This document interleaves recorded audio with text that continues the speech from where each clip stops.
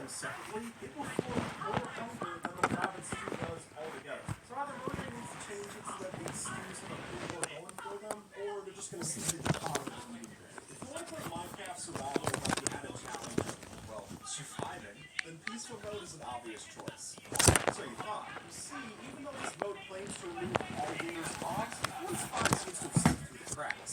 While playing on Peaceful Mode, the llama is the only one capable of harming the player. I mean, I know spit is gross, but is it really that bad to be the only damaging thing in the mode? Luckily, these animals only attack when they're provoked. So in the meantime, maybe just stick to the truly fast cows for your life, alright? Turtleites are perhaps the most fragile thing in Minecraft. Truly, just about Yes. No. zombies, or even bees. Yeah, that's right, bees. No. Show you by most standards, but I thought their wings makes them a little lighter on their feet. But apparently, according to Mojang, mixing your honey and stew farms together isn't going to happen anytime soon. Which, when you say that out loud, that part makes sense. You've got a smelting setup where you're smelting more than a stack of items at a time, probably through use of a hopper. Then it turns out that crafting 9 coal or a block of coal actually gives you more burning power than using 9 coal separately. You see, when you craft it into a block, now it is the equivalent of 10 coal smelts. Meaning that for big smelting jobs, it's the way to go. But if you're just doing a few items here and there, then it's really just best to use regular coal and split up. Now, it's common sense to get it on fire. Water is the cure-all solution. I mean, one coal is up He to that said fast. you was Never exactly the a consistency. and Well, half. we all know that to be true. Then I Hey. ask, how in the world does this work? As it happens, you're on fire in a boat, you're able to submerge yourself in water and still burn the same. Stranger still is that you're still able to drown in that very water even if it doesn't put you out. Folks, that's the definition of a lose-lose situation. This is what I'm personally guilty of. Lately, I've been trying to cut back. You see, even though chests are a staple of Minecraft storage, as it turns out, in most cases, they might not be the best option. As it stands, most of the time, they're also just a much better option to use. They're more efficient for resources, and more importantly, they're going to save you from a ton of lag down the road. Basically, whenever possible, check out the chest and just stick to barrels for your options. Say you're placing the blocks as a foundation for your house. Only have your flow interrupted by these since two games that like the neighboring glass have their own persistent hitbox. Usually they can place our blocks as completes, which means most of the time we see these are your roadblocks you build with fluff. Building in Minecraft stairs can be a great item to use to add depth to your bases. So if you're making a lot of items using a crafting table, you're doing it wrong.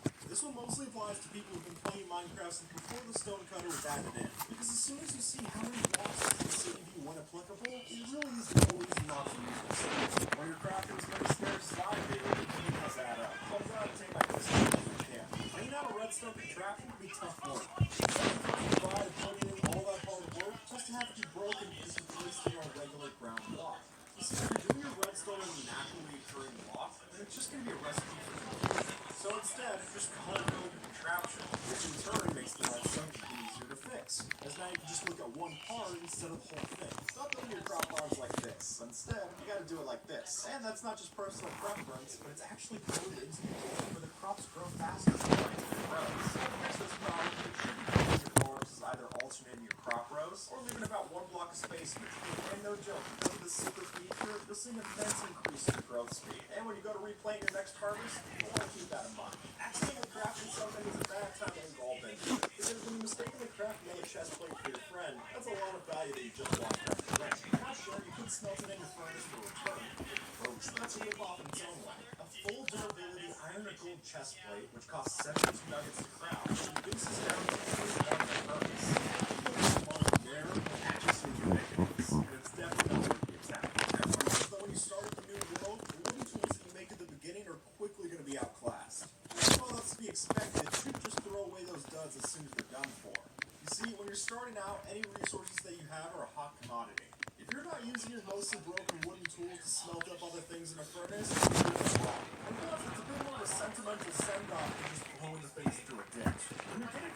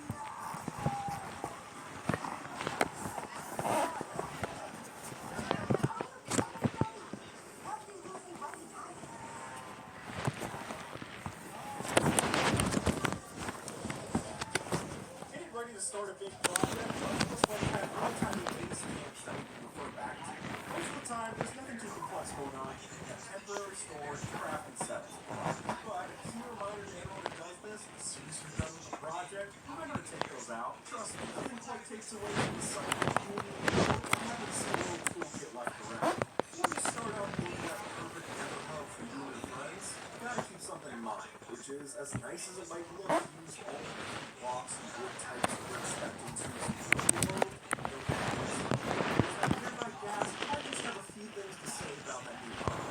Though if you're building a nether, you should always use flashes as tools. If you're planning on getting your tools and not Hi, Dum Dum.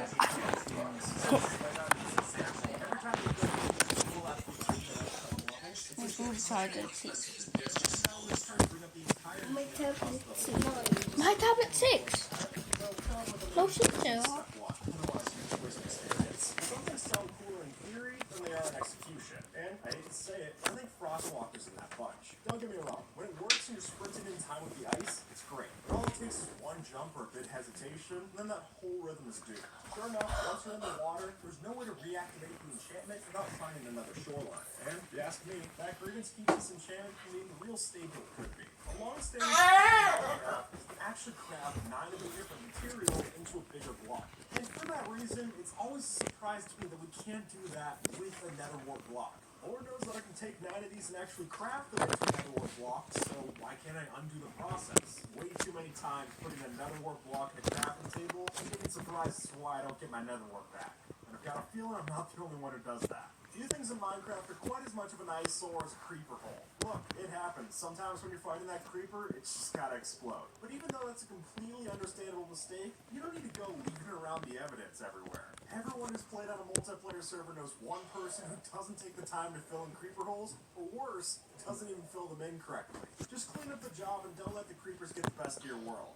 If you enchant like this, you're doing it wrong. Because, as Nembon lays out, there's a way to properly use an anvil to allow us to apply more than 30 enchantments to an item. And considering there are 30 enchantments in the game, this basically means that we can get any enchantment that you want onto that one item without ever seeing the too expensive screen show up. And the reason for this basically comes down to a different point system that gives different values to different enchantments. But if I were to list them out for every enchantment right here, we'd be here all day. So I'd recommend checking out Nembon's video to see more about how the details are done. Because while it might take a learning curve to figure out, as soon as you've got it, your tools are about to get a lot more powerful, and more importantly, you'll still be able to repair them. Villages can be one of the most helpful resources in Minecraft, which is all the more reason that you should never be hanging around one without sleeping. I don't care if most of the time it turns out alright, because every time that you hit midnight, you have a 10% chance of spawning a zombie siege. And folks, it only takes one of those to completely ruin your population. Really, let's be honest, there's beds everywhere in a village. If you're not using one of those to sleep, then you just gotta get out of town. Wither skeletons are generally scary to come across. So just imagine if one of these had the range of the overworld cousin. Well, apparently that's a lot more fact than fiction. If you actually give a wither skeleton a bow, not only does it beef up the attack area, but it also gives it fire arrows to shoot. And in retrospect, it's probably for the best that Mojang didn't give them a bow from the beginning. The last thing the Nether Fortress needs is another flame shooter. While Mojang works to bring Java features over to the Bedrock Edition, a notable exception so far is the lack of a hardcore mode in Bedrock, which seems disappointing until you realize Bedrock's tendency for random fall damage bugs. Cases like this, where the player just seemingly dies out of nowhere with no rhyme or reason. And it only takes one look towards something like Reddit to see just how much this annoys the community. So while hardcore and Bedrock would be a welcome addition, if you're working just like that, we've got a problem. Look, when you're playing in harder difficulties, then a lot of times spawners seem like more trouble than they're worth. But then the problem becomes after I've gone through all of that, when I want to actually make a farm, I have to go find a new spawner. Even though in the moment it might be a hassle to go in and deactivate one of these spawners on the spot, the EXP and items that you're going to get after the fact definitely make up for it. So in the future, let's just try to think about the long term and maybe use torches for these going forward. While most players know to use critical hits in PvP, they still can do a fair amount of damage when you're using it just against mobs. For example, take this pillager mob. If we use a netherite sword normally, we can kill the thing in 3 hits. But if we use critical stabs instead, then we're getting the job done in 2. Just like that, you'll be saving yourself time and durability, which are both things I think we'd all love to have. Obsidian mining is a pain in its own right, but as anyone knows, if you're mining this by lava, there's even more opportunities for irritation. Say you take the time to mine out one of these cubes, only for some then newly exposed lava to flow and then burn that item right before you could grab it. It's It's a rude awakening, that's for sure. And while there are ways to mitigate the risk by using a water bucket, that doesn't bring back the one I lost to the fiery abyss. And all that wasted time is surely going to sting his mind the next one. This shovel's too fast, which sounds like a ridiculous problem to have, but can actually come up in certain instances. Like say I have a stack of gravel in my offhand, and I'm trying to mine them with the shovel at the same time to get flint. But if my shovel has the efficiency to insta-mine, then it breaks the gravel before it left get placed down another block. But instead, by using a slower shovel here, we can just hold down both buttons and completely mine it in the stack without interruption. Proving that sure enough, slow and steady can win the race. So Minecraft has its fair share of prickly blocks. Now when you're starting out, it's gonna suck. When I have a full piece of netherite armor on my body, I don't get why I'm still getting hit by thorns.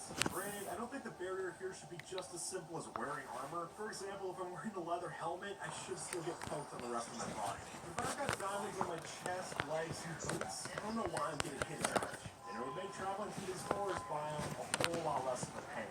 Cauldrons are famous for not making a lot of sense, but this might take the cake. Because even though lava cauldrons behave mostly how you'd expect lava to react, it turns out they're a bit too good at it.